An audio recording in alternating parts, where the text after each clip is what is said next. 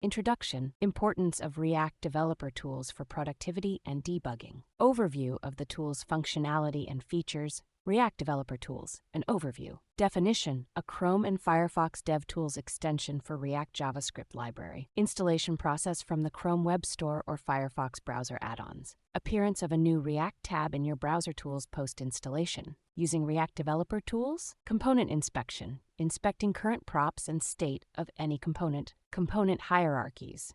Navigation and understanding of component structure. Profiling components. Recording and analyzing component renders for optimization, tips, tricks, and common errors. Avoiding unnecessary re-renders, ensuring not to cause state changes that don't change the state. Updating state correctly, using setState for state updates, using the profiler tool efficiently.